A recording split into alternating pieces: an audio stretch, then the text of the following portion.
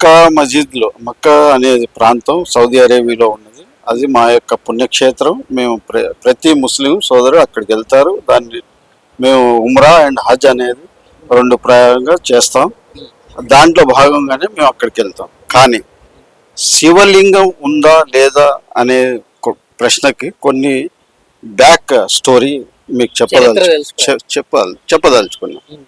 మా మొహమ్మద్ ప్రవక్త గారు సల్లల్లాహు అలైహి వసల్లం గారు ఆయన మన ఆయన పుట్టక ముందు ఏదైతే ఉన్నారో వాళ్ళ పూర్వీకులు వాళ్ళు ఏం చేసేవాళ్ళు అంటే, ఎవరైతే పెద్ద మనిషి చనిపోతాడో వాళ్ళ తాతలు ముత్తాతలు, ఒక్కొక్క తాత తండ్రి చనిపోవడం, ఆ చనిపోగానే ఆయన యొక్క విగ్రహం అనేది తయారు చేసుకోవడం, ఆ విగ్రహాన్ని ఎక్కడో పెట్టి ఒక పూజ చేసుకోవడం, అంటే ఉన్నాడు ఈయన బతికే ఉన్నాడు అది ఆయన పూజల్లాగా అట్లా ఆ విధంగా ఏంటంటే ఆ విగ్రహాలన్నీ మక్కా మసీదులో పెట్టడం జరిగింది. ఏ విగ్రహాలు ఇవన్నీ అంటే వాళ్ళ తాతలు ముత్తాతలు, వాళ్ళ తల్లిలు, వాళ్ళని తాతలు ముత్తాతలు అంటే ఇప్పుడు ఇంత ముందు కూడా చూసుకున్నా అంటే ఒక 500 ఏళ్ల కింద చూసుకున్నట్లయితే మీరు కూడా హిందువులేదు. మేము అంటే హిందువులం అనేది తర్వాత సంగతి. ఫస్ట్ చరిత్ర ప్రకారం చరిత్ర లేదు, చరిత్ర అనేది అది మన భారతదేశంలో అది వేరే, ఆ విధంగా మనం ముస్లిమ్స్ అయ్యాం. కానీ అక్కడ పరిస్థితి ఏంటంటే వాళ్ళు ఒక దేవతలాగా మన పూజించడం జరిగేది. అయితే అవన్నీ తీసుకెళ్లి మక్కా మసీదులో మక్కాలో పెట్టేవాళ్ళు. పెట్టడం మూలంగా ఏమైందంటే మా ప్రవక్త గారు ఎప్పుడైతే ఆయనకు ప్రవక్త అనే బిరుదు వచ్చిందో అప్పుడు ఆయన ఈ విగ్రహారాధన అంటే ఫస్ట్ నుంచి ఆయన చెప్పేవాడు, విగ్రహారాధన చేయడం మంచిది కాదు. ఈరోజు ఇలాంటి అంటే ప్రతి ఒడిని దేవుడు లాగా కొలవడం మరి ఇది చాలా దుర్మార్గం. అందువల్లనే దేవుడు అనేవాడు ఒక్కడే, ఈ విగ్రహ ఆరాధన చేయొద్దని మొత్తం విగ్రహాలు అంటే వాళ్ళ తాతలు ముత్తాతలు చెల్లెళ్ళు ఎవరు చనిపోయినా ప్రేమతో పెట్టుకున్న విగ్రహాలని తీసుకెళ్లి బయట పెట్టడం జరిగింది, అంటే పారేయడం జరిగింది. ఎవరైనా అప్పుడు ఎందుకంటే అంటే అంతే కదా, అదైతే అంత ఫ్యామిలీస్ ఉన్నాయి కదా, అన్ని ఫ్యామిలీకి ఒక ఎక్స్ప్లెనేషన్ చేయడం మూలంగా అందరూ అవును నిజంగా నా ముందు పుట్టినవాడికి నేను పూజ చేయడం ఏంటి, ఆయన కూడా ఇదే కదా రాయి ఏం చేస్తుంది అన్న భావంలో అందరూ మక్కా ప్రజలందరూ ఇస్లాంని స్వీకరించి ఆ టైంలో వీటిని అన్నిటిని పలగొట్టడం ఇరగొట్టడం పారేయడం జరిగింది. అప్పుడు అది విగ్రహారాధనకు ఎగ్నెస్ట్గా పనిచేయడం జరిగింది. అంతే తప్ప అక్కడ ఆకారం ఉంది, శివలింగం ఉంది. అప్పుడు శివలింగం అనేది మన భారతదేశంలో ఒక పార్ట్ ఆఫ్ ది జరుగుతాయి. ఇక్కడున్న పరిస్థితిని బట్టి శివలింగాలు ఉన్నాయి, కానీ అక్కడైతే అలాంటి ఏం లేవు. వాళ్ళ యొక్క తల్లిదండ్రుల యొక్క ప్రేమతో పెట్టుకున్న పూజలు చేస్తుంటే ఆ పూజలు తప్పు అని మా ప్రవక్త గారు చెప్పడం జరిగింది. అప్పుడు అందరూ ముస్లిమ్స్ అక్కడ అంటే అప్పుడు కూడా అంటే అందరు ముస్లిమ్స్ లేకుండే కదా, అయితే వాళ్ళందరినీ ఒక తాటుకు తీసుకొచ్చి అల్లా ఏక్ హై, ఆయననే మనం పూజించాలనే సందేశం ఇచ్చాడు. అంతే తప్ప అక్కడ ఏ శివలింగాలు లేవు, ఏవి లేవు. అదొక ఆకారం 4 ఏమంటారు స్క్వేర్లో ఉంటుంది. స్క్వేర్లో ఉన్న మక్కా అదొక మస్జిద్, ఒక దేవుడి యొక్క ప్లేస్ అనే నమ్మకంతో మేము వెళ్తాం. అక్కడ ఏమి ఒక్క ఫోటో కూడా కనబడదు. చరిత్ర పరంగా కొన్నేళ్ళు వెనక్కిపోయి చూసుకున్నట్లయితే ఇప్పుడు ఉన్నటువంటి భారతదేశంలో ఉన్నటువంటి ఈ ముస్లిమ్స్ అందరూ కూడా ఒకప్పుడు హిందువులే అన్నట్టు కూడా చెప్తా ఉన్నారు. ఆదివాసులు ఇక్కడ ఉన్న వాళ్ళంతా ఆదివాసులు.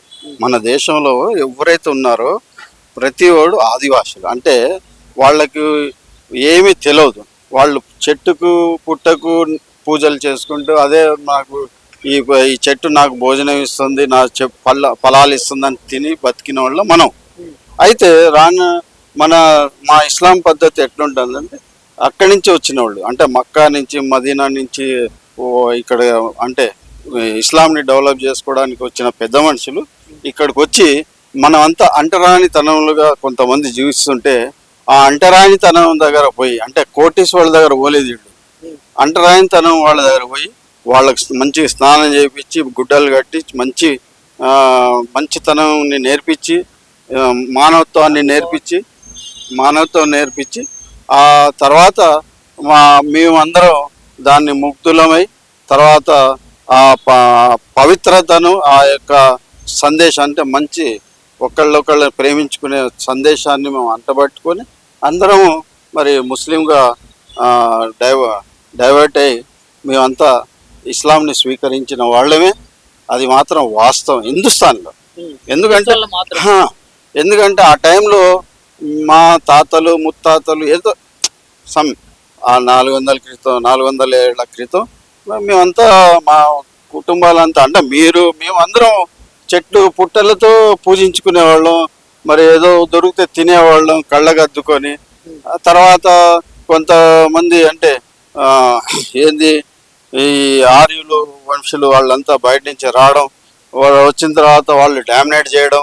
వాళ్ళు డామినేట్ చేసిన తర్వాత ఆటోమేటిక్గా ఏమైంది, ఈ ఆ, లోకల్ కులం, చిన్న కులం అంటే మేము ఆ, ఆదివాసులను దూరబెట్టడం, పూజ దగ్గరికి రానీకపోవడం, వాళ్ళు మందిరాల్లో రానీకపోవడం, ఆ విధంగా మనల్ని అందరినీ చూస్తుంటే ఆ టైంలో మక్కా మదీనా నుంచి ఎవరైతే మన ఇస్లాంని డెవలప్ చేసుకోవడానికి మంచి మనిషి అంటే మానవత్వాన్ని గురించి ఎక్స్ప్లెయిన్ చేయడానికి వచ్చిన వాళ్ళతోటి మమేకమై అది మంచి పద్ధతి.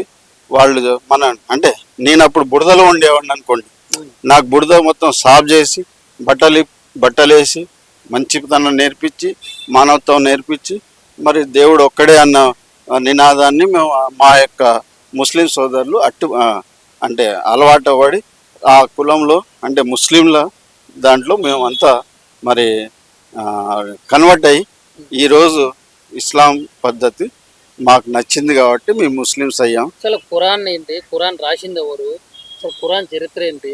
ఇదొక అలా వేరే సబ్జెక్ట్ అయినా సరే ఈ సబ్జెక్ట్ ఏంటంటే అప్పుడు మా దగ్గర 4 పుస్తకాలు వచ్చి ఆ పుస్తకాల తర్వాత లాస్ట్ పుస్తకం వచ్చి 4వ పుస్తకం మన ఖురాన్ షరీఫ్.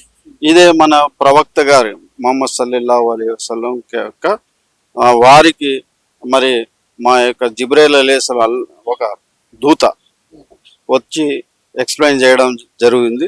అయితే ఆయన హీరా అనే ఒక ప్రాంతంలో ఆయన మొత్తం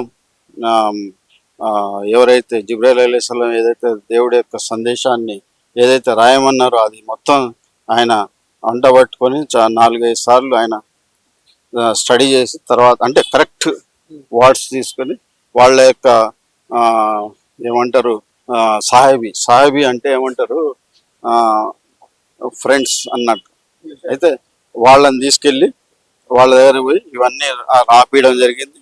అది 30 పారాలుగా ఉంటాయి, అంటే 30 విభాగాలుగా రాసి మనం ఇయ్యడం జరిగింది. ఇది మొత్తం పైనుంచి అల్లా యొక్క సందేశం, అల్లా యొక్క ఏదైతే రాయమన్నారో అది మొత్తం మన జిబ్రైల్ అలైహిస్సలాం రావడం, మన ముహమ్మద్ ప్రవక్త గారిని ఆ గృహలో కూర్చోబెట్టి ఆయనకి ఎక్స్ప్లెయిన్ చేయడం, ముహమ్మద్ ప్రవక్త గారు తీసుకొచ్చి మన యొక్క సాహిబీలతో రాపియడం జరిగింది.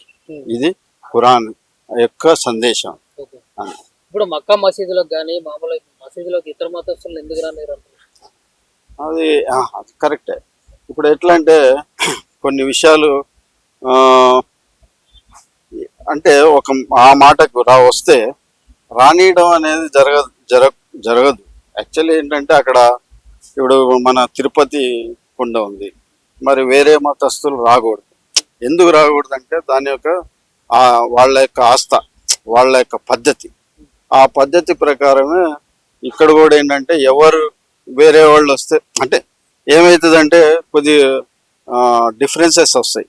ఇప్పుడు నేను తిరుపతిలో పోయాను అనుకోండి, నేను ఆడ చూసి ఏదో ఒక విధంగా ఫీల్ అవడం లేదంటే మీరు చెప్పినట్లు అట్లే ఉండదు.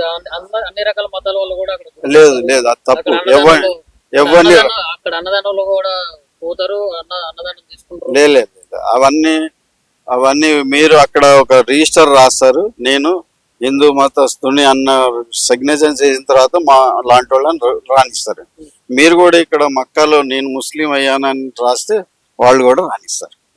మొత్తం రిజిస్టర్ లో ఎంట్రీ చేసుకున్న తర్వాత మరి అక్కడ ఏదైతే ఆ మతానికి సంబంధించిన తిరుపతిలో ఎందుకు చేస్తారంటే వాళ్ళకి తెలుసు అది. ఆ యొక్క పెద్ద మనుషులు, ఆ యొక్క పూజారులకు, ఆ యొక్క వాళ్ళ యొక్క నిబంధనల గురించి వాళ్ళు అంటే రాస్తారు. తిరుపతి నేను తీసుకోపోతా వస్తారా మీరు? నేను ఎందుకు రావాలి వస్తారా చెప్పండి. అంటున్నా. వస్తా అంటే మీరు అన్న ఇప్పుడు నేను వస్తా రిజిస్టర్ చేసుకున్న తర్వాత లోపల అంతే. మీరు ఇప్పుడు ముస్లిం అని చెప్పి కంప్లీట్ తెలిసినా గానీ ఆ, మిమ్మల్ని నేను తీసుకొని పోతా. అదే నేను అనేది ఏంటంటే మీరు తీసుకోపోతా, నేను వస్తాను. వచ్చి చూడడంలో నాకేం తప్పు లేదు. నా దగ్గర అక్కడ మాత్రం మరి రానిస్తలేరు అని చెప్పి మీరు అన్నారు. రాని రాని అంటే మీరు తీసుకెళ్తారు, నేను వస్తా అన్నా కానీ మరి మక్కాలో మమ్మల్ని తీసుకుపోతారా ఎందువల్ల? హిందువుల్ని తీసుకోపోలేం. ఎందుకంటే హిందువులు కాదు, ఎవరినైనా అదే తీసుకో. ఆ మధ్య తేడా ఏంటంటే అదేంటంటే అక్కడ ఉన్న నిబంధనలు మీరు పాటించలేరు. అక్కడ ఉన్న కఠినమైన ఆ, వస్త్రధారణ మీరు చేయలేరు. ఎందుకంటే మీకున్న కట్టుబాటులు వేరే, మాకున్న కట్టుబాటులు లేరా. అక్కడ జరిగే కార్యక్రమాలు ఏముంది, ఓన్లీ దేవుణ్ణి ప్రార్థించడమే, నమాజ్ చదవడం, అంతే తప్ప ఏముండదు అక్కడ. ఓన్లీ దైవ దైవ అల్లాని ప్రార్థించడానికి అక్కడ వెళ్తాం. అప్పుడు ఏమైంది, హరాం అనేది ఒక బట్ట కట్టుకోవాల్సి వస్తుంది, అది మీరు కట్టలేరు. తర్వాత ఇస్లాం పద్ధతిలో ఉండాల్సి వస్తుంది, అది ఉండలేరు. ఇప్పుడు నేను మీ మీ దగ్గర వచ్చిన అనుకోండి, అదే మీ దగ్గర ఎట్లుంటుంది పరిస్థితి నాకు తెలియదు. ఓకే, కాబట్టి మీరు తీసుకుపోతే, మీరు కొన్ని నిబంధనలు పెట్టి తీసుకుపోతే ఆ నిబంధనలు నాకు నచ్చింది అనుకోండి, నేను వస్తాను. అట్లా ఏం లేదు. ఇచ్చినంత మాత్రంలో నేను అక్కడ నేను ఒక ఇది హిందూగాను, మీరు ఏం ముస్లిం గారు, అక్కడ అంతా ఒకటే. రావచ్చు, కానీ అక్కడ ఉన్న నిబంధనలు చాలా కఠినంగా ఉంటాయి. ఎందుకంటే కఠినం అంటే ఎవరు నిన్ను ఇట్లా ఉండాలని చెప్పరు. అట్లా చేస్తేనే మా యొక్క ఉమ్రా అవుతుంది, అట్లా చేస్తేనే మా యొక్క హజ్ అవుతుంది. అంటే 40 రోజులు హజ్ అంటే 40 రోజులు, రోజుకు ఒక పద్ధతి ఉంటుంది. ఆ విధంగా చేయాలంటే చాలా కష్టం. ఓకే. 5 పూటలు నమాజ్ చదవాలి. ఇప్పుడు ఒక సమాజాన్ని రెచ్చగొట్టే విధంగా జెండాలు వేసుకొని తిరగడం కానీ, బైకులు సైలెన్సర్లు వీకి బాగా సౌండ్లు శబ్దాలు చేసుకుంటా, ఆ జెండాలు ఊపుకుంటా, ఏం రాబోయ్ అన్నట్లు ఓడు, కానీ పోలీసు వాళ్ళ మీద పోడు, ఇట్లా అన్నీ కూడా కొన్ని అయితే జరుగుతూ ఉంటాయి. మరి వీటన్నిటిగా అసలు వెనక ఏంది అసలు? ఇప్పుడు ఏంటంటే 2014 బిఫోర్ చాలా మట్టికి ఇవన్నీ ఉండేవి కావు. వాజ్పేయి జమానా వచ్చింది, వాజ్పేయి జమానాలో కూడా ఇలాంటి విషయాలు జరిగేవి కావు.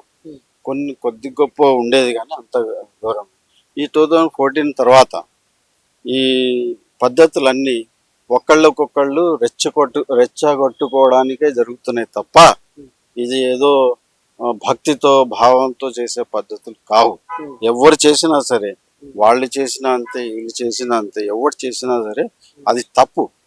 ఎవరైతే ఇప్పుడు మన దేశాల్లో, మన ఫారిన్ కంట్రీలో, ఆస్ట్రేలియాలో, ఇంగ్లాండ్లో, మన జర్మన్లో, అక్కడ ఏమవుతుంది, ఎందుకు మన వాళ్ళని బయట తరిమేస్తున్నారు?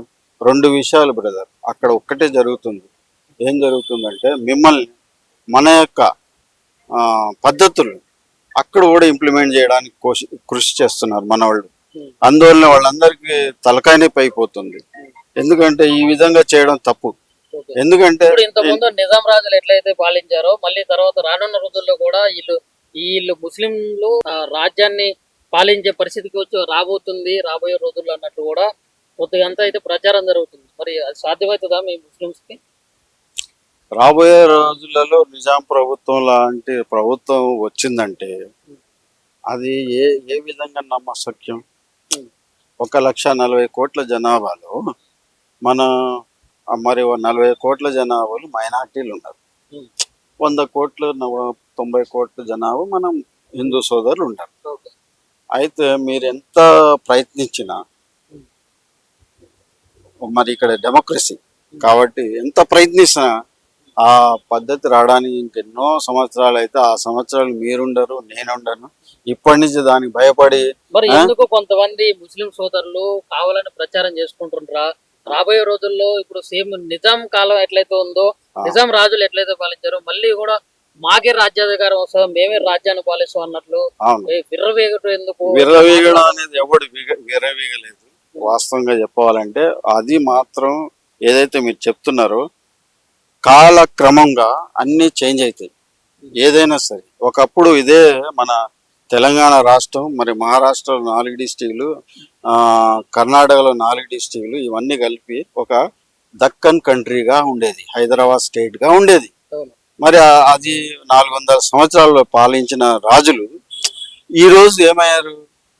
వెళ్ళిపోయారు. డెమోక్రసీ వచ్చింది. రేపు పొద్దున ఇంకా ఈ డెమోక్రసీ ఒక 40 సంవత్సరాలు ఉంటుందో 100 సంవత్సరాలు ఉంటుందో మనకు తెలియదు. ఆ టైంలో వచ్చేది ఏమవుతుందో మనకు తెలియదు. దాన్ని ఇప్పుడే మనం ఊహాగానం తీసుకొని నువ్వు నేను హాయిగా బతికే రోజుల్లో మరి ఇవన్నీ డిస్కషన్లు తీసుకొచ్చి అన్నెసర్లీ ఒక ఒక మతానికి, ఒక కులానికి, ఒక వర్గానికి టార్గెట్ చేసుకుంటూ బతకడం కన్నా నా దృష్టిలో అందరూ హాయిగా బ్రతుకుతూ ఉంటే అది వచ్చినప్పుడు ఏదైతే నిజాం ప్రభుత్వం ఎలా అయితే వెళ్ళిందో, బ్రిటిష్ గవర్నమెంట్ ఎలా వెళ్ళిపోయిందో, ఆ ముందు మొఘల్ సామ్రాజ్యం ఎట్లయితే వెళ్ళిపోయిందో, మరి ఆ ముందు ఎవరైతే చాణక్యులు వచ్చారో ఆ ముందు మరి ఇవన్నీ జరిగినాయి. ఇగో ఏది శాశ్వతం కాదు బ్రదర్. మీరు సాక్ష్యం కాదు, శాశ్వతం కాదు. నేను కూడా శాశ్వతంగా బతికేవాడిని కాదు. రాబోయే కాలం ఆ అల్లాయే, ఆ యొక్క మీరు అనుకునేది భగవాన్ అనే వాళ్ళే డిసైడ్ చేస్తారు. కానీ నువ్వు నేను డిసైడ్ చేసేది ఏం లేదు. రేపు పొద్దున ఏదైనా జరగచ్చు. మొన్నటిదాకా టీఆర్ఎస్ గవర్నమెంట్ విర్రవీగింది, ఈరోజు కాంగ్రెస్ పార్టీ వచ్చింది, రేపు పొద్దునే బీజేపీ పార్టీ రావచ్చు, లేదంటే మేమే రాజులం అవ్వచ్చు, లేదంటే మరి హిందూ రాష్ట్రం అవ్వచ్చు. ఇవన్నీ ఉంటాయి. కాబట్టి మనం అందరం దాని గురించి, గతాన్ని గురించి, రాబోయే కాలాన్ని గురించి చాలా ఆలోచించకుండా ఏదైతే భవిష్యత్తులో మన పిల్లలు పెద్దలు అందరూ ఏ విధంగా బతకాలి, వాళ్ళ జీవితాలని గురించి మనం ఆలోచిస్తూ వాళ్ళకు పూల బాటలు వేయాలి. కానీ ఈ రోజు నుంచే మన ఏమంటే ముళ్ళ బాటలో నడవడం అనేది చాలా శోచనీయం బ్రదర్.